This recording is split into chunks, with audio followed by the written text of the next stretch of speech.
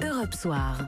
François Claus sur Europe 1. 19h11 sur Europe 1, on a choisi cet été de prendre des nouvelles des personnes qui ont bénéficié d'un coup de main cette année dans l'émission Circuit court que vous retrouvez tous les jours de 13h à 14h avec Anne Le Gall et Maxime Switek. Et oui, le droit de suite, c'était le 3 avril dernier sur l'antenne d'Europe 1 avec Maxime et Anne.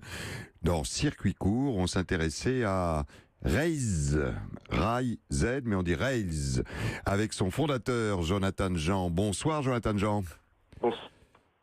Alors si on veut résumer votre application Rails, mais je dis bien Rails, c'est un peu on va dire pour ceux qui utilisent une voiture, le Waze du chemin de fer. C'est en temps réel le retard des trains, Jonathan Jean. Voilà, c'est l'idée de se dire que pour être mieux informé, on va mettre en commun les informations de tous les usagers, comme ils peuvent déjà le faire sur les réseaux sociaux, mais via une application mobile qui est beaucoup plus structurée et où les informations sont beaucoup plus simples à être retrouvées. Alors en fait, vous les mettez à jour grâce aux utilisateurs, aux usagers. On va avoir les mêmes informations que la SNCF. Via les données qu'ils peuvent mettre à disposition. Et ensuite, tous les utilisateurs vont pouvoir enrichir ces données, que ce soit au niveau des retards ou des annulations, mais aussi sur le confort à bord, ce qu'on ne retrouve pas forcément dans l'application SNCF à l'heure actuelle, comme par exemple des problèmes de climatisation, de chauffage, des trains bondés ou ce genre de choses. Donc ça veut dire en temps réel, vous allez plus vite que la SNCF qui ne parvient pas à partir de sa propre base de données d'être absolument précise. Voilà, parce que les premiers concernés par tous ces incidents, ce sont évidemment les usagers qui sont à bord du train. Et quand un train va s'arrêter en pleine voie, par exemple, c'est l'usager qui lui-même est le plus à même de dire que son train est arrêté parce qu'il le vit dans l'instant. On est dans le réseau donc des usagers, des particuliers. Ce sont ces initiatives que Circuit court a promues tout au long de la saison. Je disais que c'était le 3 avril dernier à l'antenne. Est-ce qu'il y a eu un effet européen ? Dites-nous. Et maintenant, nous sommes quasiment à 100 000 téléchargements sur l'application, avec des gens qui reviennent tous les jours s'informer et participer à leur information sur Rails, ce qui amène une information qui est de plus en plus fiable pour tous les usagers, surtout sur certaines lignes autour des grandes métropoles, finalement, où se concentrent les trajets domicile-travail.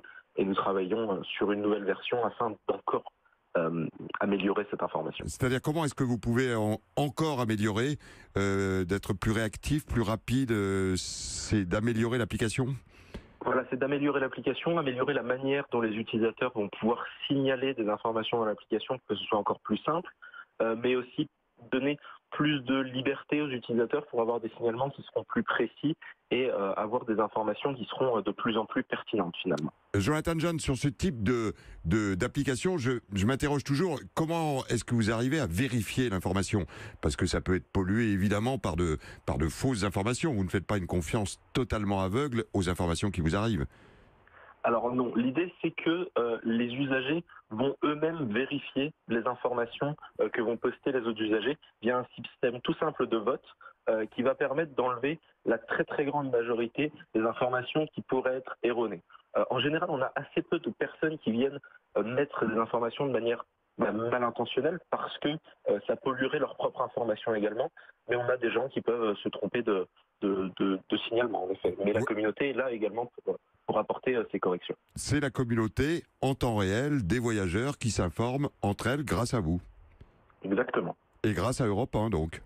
Et grâce à puisque vous êtes passé, je le rappelle, Jonathan Jean, de 55 000 à 100 000 utilisateurs et que vous travaillez encore à un développement de votre plateforme. Merci beaucoup d'avoir été en direct ce soir. Ça nous fait plaisir de vous retrouver depuis le mois d'avril et je transmettrai, mais on sait qu'ils sont à l'écoute, Carole, Anne Le Gall et Maxime Switek, les bons résultats de l'émission. Bonne fin de week-end à vous, en espérant que les trains, évidemment, seront à l'heure. Mais on peut consulter donc Rails tout au long du week-end, notamment si vous voyagez en ce week-end de grand départ et de grande transhumance.